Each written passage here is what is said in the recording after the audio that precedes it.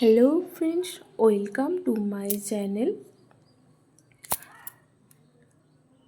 আজ তোমাদের সাথে যে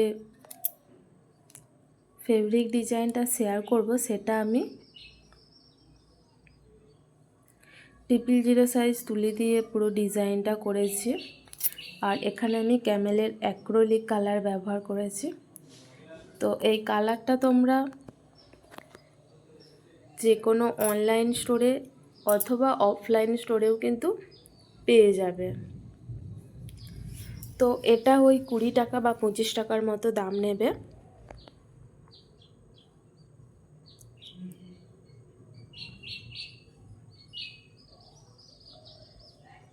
এখানে দেখো আমি যে ফ্লাওয়ারগুলো করেছি ওটা আমি হোয়াইট কালারের উপরে করছি। তো তোমরা এই ফ্লাওয়ারটা কিন্তু পুরোটা কভার না করে শুধুমাত্র বাইরের লাইনটা এইভাবে আউটলাইনটা করে কিন্তু রাখতে পারো। মানে শুধুমাত্র আউটলাইনটা এভাবে হোয়াইট কালার দিয়ে করে তো রাখতে পারো।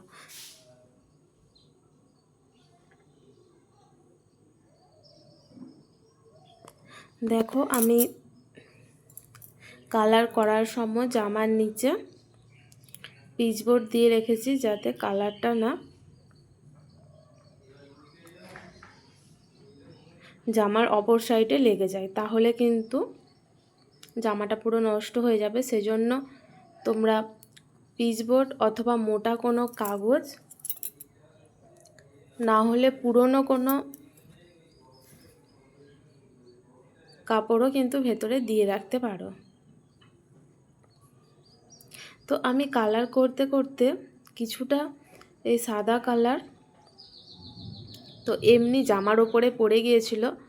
তোমাদের যদি এরকম হয় যে কালার করার সময় কালার যদি একটু যে ডিজাইন করছো তার পাশে ডিজাইনের বাইরে যদি পড়ে যায়, সেক্ষেত্রে কিন্তু সঙ্গে সঙ্গে জল দিয়ে একটু ঘষে যদি তুলে নাও তাহলে কিন্তু রঙটা উঠে যাবে, আর ওটা শুকিয়ে গেলে কিন্তু আর উঠবে না।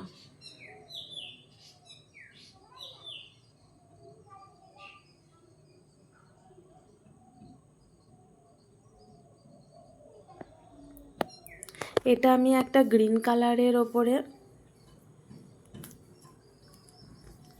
ডিজাইনটা করছি, সেজন্য এখানে গ্রিন কালারটার ব্যবহার করছি না। এখানে যে পাতাগুলো করছি ওটা দেখো লেমন ইয়েলো কালার দিয়ে করছি। তো তোমরা যদি গ্রিন বাদে অন্য কোনো কালারের ওপরে অন্য কোনো কালার ব্লাউজের ওপরে যদি ডিজাইনটা করো, সেক্ষেত্রে পাতা রঙটা গ্রিন রাখার চেষ্টা করো, তাহলে কিন্তু ডিজাইনটা আরও সুন্দরভাবে ফুটে উঠবে।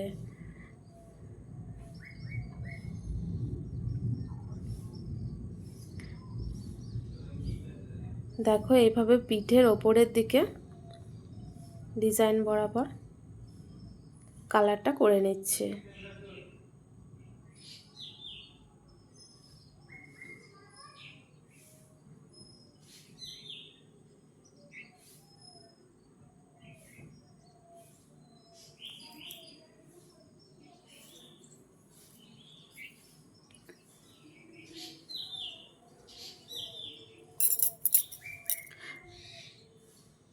তো তোমরা যদি এই রকম ব্লাউজের ওপরে ফেব্রিকের ডিজাইন করতে চাও, তাহলে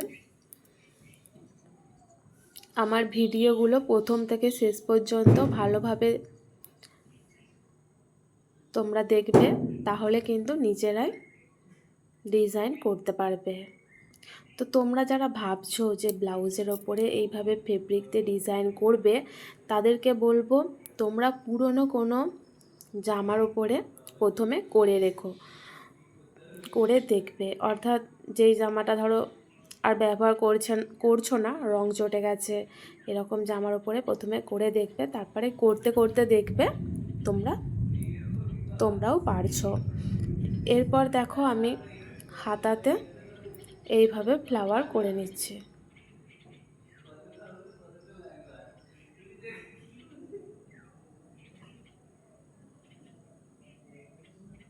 হাতার কিন্তু আমি ভেতরে এভাবে শক্ত একটা কাগজ ঢুকিয়ে দিয়েছি, যাতে রঙটা অপর দিকে না স্প্রেড হয়ে যায়।